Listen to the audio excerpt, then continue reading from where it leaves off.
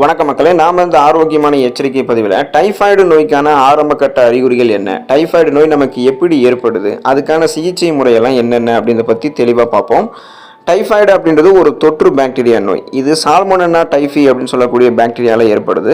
இந்த நோய் கொண்டிருக்கிறவங்களுக்கு காய்ச்சல், வயிற்று வலி, தலைவலி, பசியின்மை, ரோஜா வண்ண புள்ளிகள் போன்ற நோய் அறிகுறிகள் இருக்கும். பொதுவாக பருவமழைக்கு முன்னாடி, பருவமழையின் போது மற்றும் பருவ காலத்திற்கு அப்புறம் வரக்கூடிய சீசனாக அட்டாக் ஆகக்கூடிய தொற்று நோயாகவும் இந்த நோய் பரவும். இந்த நோய் பரிமாற்றம் மலம் வாய் வழியே ஏற்படுது. அதாவது மலக்குடல் பாக்டீரியாவால் பாதிக்கப்பட்டிருக்கா அப்படின்றதையா இல்லையான்றது நம்ம சோதனை மூலமாக உறுதிப்படுத்திக்கணும். டைஃபாய்டுக்கு ஆன்டிபயோட்டிக்ஸ் கொடுப்பாங்க. நுண்ணுயிர் எதிர்ப்பிகளை பயன்படுத்தி முழுமையான சிகிச்சை அளிக்கப்படுது. சிகிச்சையை அளிக்கலை அப்படின்னா அது உட்புற இரத்தப்போக்கு, சீழ்பிடிப்பு போன்ற கடுமையான சிக்கல்களை ஏற்படுத்தும். ஒரு சில டைமில் அரிதிலும் அரிதாக மரணம் கூட நமக்கு ஏற்படலாம். ஸோ நம்ம கவனத்தோடு இருக்கணும். டைஃபாய்டு காய்ச்சல் அப்படின்றது என்னன்றதை நம்ம தெரிஞ்சுக்கிட்டோம். ஸோ டைஃபாய்டுக்கான அறிகுறிகளை தெரிஞ்சுக்குவோம். அசுத்தமடைந்த உணவினை நம்ம உட்கொண்டதுக்கப்புறம் பாக்டீரியா அல்லது செரிமான அமைப்பு, பாக்டீரியா என்ன பண்ணோம், நம்மளுடைய செரிமான அமைப்பில் நுழைஞ்சிரும், அது பெருக்கமடைய ஆரம்பிச்சிடும். அப்போ இந்த மாதிரி அறிகுறிகள்லாம் உங்களுக்கு ஏற்படும். என்ன அப்படின்னா, இந்த பாக்டீரியாவுடைய வளர்ச்சியால் 102 டிகிரியிலிருந்து 104 டிகிரி ஃபாரன்ஹீட், அதாவது செல்சியஸ் சொல்லணும் அப்படின்னா 38லிருந்து 40 டிகிரி செல்சியஸ் அந்த அளவில் கடுமையான காய்ச்சல் இருக்கும். வயிற்று வலி உங்களுக்கு அப்பப்போ ஏற்படும். இருமல் உங்களுக்கு இருக்கும். பசி இழப்பு உங்களுக்கு இருக்கும். அதாவது பசியின்மை இருக்கும். எதுவுமே நீங்கள் சாப்பிடவே மாட்டீங்க. மலச்சிக்கல் கடுமையாக இருக்கும். வயிற்றுப்போக்கு இருக்கும். ஸோ இந்த மாதிரி உங்களுக்கு சிம்டம்ஸ், அறிகுறிகள் தென்படும்.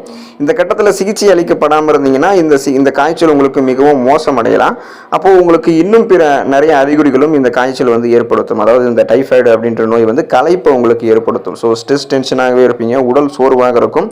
குழப்பமான ஒரு பதட்ட நிலை இருக்கும். அப்புறம் இல்லாத ஒன்றை பார்க்கறது மாதிரி, இல்லாத ஒரு ஓசையை கேட்குற மாதிரி உங்களுக்கு நிறைய சிம்டம்ஸ் தோன்றும். மூக்கில் ரத்தப்போக்கு அரிதிலும் அரிதாக வர ஆரம்பிக்கும். கவன பற்றாக்குறை, அதாவது கவனம் செலுத்துவதில் சிரமம் ஏற்படும். இளஞ்சிவப்பு நிறத்தில் அல்லது ரோஜா நிற புள்ளிகள் மாதிரி உங்களுக்கு என்ன ஆகும் அப்படின்னா, மார்பு அடி வயிற்றில் விலா எலும்புகளுக்கு இடையில தடிப்புகள் தோண ஆரம்பிக்கும்.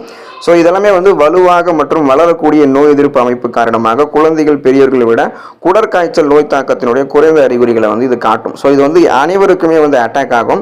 இதுக்கு நிறைய சிகிச்சைகளை நம்ம மேற்கொள்ளணும். உடனடியாக நம்ம மருத்துவரை அணுகணும். ஸோ உங்களுக்கு 2 நாட்கள் காய்ச்சல், 3 நாட்களுக்கு மேலே தொடர்ந்து காய்ச்சல் இருக்குன்னா ரத்த பரிசோதனை நீங்கள் செய்யணும். ஸோ ரத்த பரிசோதனை செய்யும் போது அது டைஃபாய்டு அப்படின்றது உங்களுக்கு கன்ஃபார்ம் ஆயிடுச்சு அப்படின்னா நீங்கள் உடனே அதுக்கான ஆன்டிபயோட்டிக் மருத்துவரை சந்தித்து எடுத்துக்கணும். வாய் வழி உட்கொள்ளக்கூடிய ஆன்டிபயோட்டிக்கும் இருக்குது. திரவ மாற்றீடும் இருக்குது. அதாவது ட்ரிப்ஸ் போட்டு அதுக்கான ஆன்டிபயோட்டிக்ஸ் அதில் இன்ஜெக்ட் பண்ணுவாங்க. மருத்துவமனையில் தங்கி சிகிச்சை பெறணும். ஸோ இது எப்போ அப்படின்னா, நமக்கு நம்மளுடைய பிளட்டில் இன்ஃபெக்ஷன் அதிகமாக இருக்குது, டைஃபாய்டு கிருமிகள் அதிகமாக தாக்கம் இருக்குது, கடுமையான வயிற்றுப்போக்கு அல்லது மலச்சிக்கல் தென்படும் போது, கடுமையான காய்ச்சல் இருக்கும்போது, உடல் சோர்வு அதிகமாக இருக்கும்போது தான் நம்ம மருத்துவமனையிலே தங்கி அதுக்கான ட்ரீட்மெண்ட்ஸை பார்க்குற மாதிரி இருக்கும். ஸோ நோய் அறிகுறிகள் ஒரு சில டைமில் நமக்கு மீண்டும் வரலாம். சரியான சிகிச்சைகளை நம்ம மேற்கொள்ளலாம் அப்படின்னா சில சமயங்களில் நோய் அறிகுறிகள் மீண்டும் வருதல் ஏற்படும். பொதுவாக உங்களுடைய மருந்து முடிவந்ததுக்கு அப்புறமும் 1 வாரத்துக்கு அப்புறம் பார்த்தீங்கன்னா அறிகுறிகள் கொஞ்சம் கொஞ்சமாக உங்களுக்கு வரா மாதிரி இருக்கும். வழக்கமாக நுண்ணுயிர் எதிர்ப்புகள் மீண்டும் உங்களுக்கு அந்த டைமில் ரெக்கமெண்ட் பண்ணும். சில சந்தர்ப்பங்களில் நோயாளியினுடைய நெருங்கிய குடும்ப உறுப்பினர்கள் நோயாளியை மிகவும் கவனமாக பார்த்துக்கணும். ஸோ ஏன் அப்படி கவனமாக பார்த்துக்கல அப்படின்னா மறுபடியும் என்ன பண்ணும் அப்படின்னா டைஃபாய்டு உங்களை அட்டாக் பண்ணும். ஸோ டைஃபாய்டு உங்களுக்கு வந்துடுச்சு அப்படின்னா சுய பராமரிப்பு உங்களுக்கு ரொம்ப ரொம்ப இருக்க வேண்டியது அவசியம்.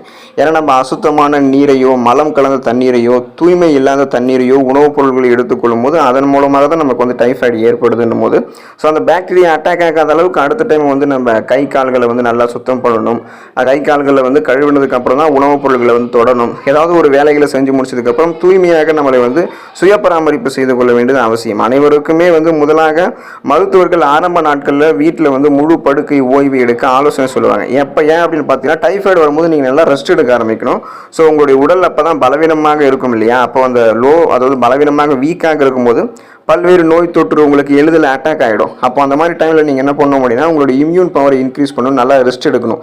இளநீர், பழச்சாறுகள், இந்த மாதிரி நிறைய குளுக்கோஸ் நீர் இதெல்லாம் எடுத்துக்கொள்றதுக்கு ரெக்கமெண்ட் பண்ணுவாங்க. நீர் சத்து நிறைந்திருக்கக்கூடிய உணவுப் பொருட்களுக்கு முக்கியத்துவம் கொடுத்து அந்த உணவுப் பொருட்களை எடுத்துக்கணும்.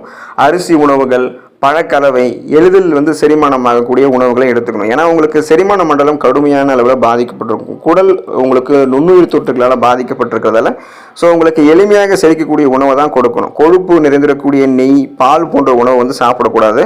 நல்ல ஆரோக்கியமான சுகாதாரத்தை பராமரிக்கிறதுக்கு நீங்கள் அறிவுறுத்தப்படணும். அதாவது நீங்கள் வந்து பார்த்தீங்கன்னா பெரும்பாலான மக்கள் வந்து வேலைக்கு பள்ளிக்கூடத்துக்கு வந்து போயிட்டு அப்படியே உடனே வந்து ஏதாவது சாப்பிட ஆரம்பிச்சிருவாங்க.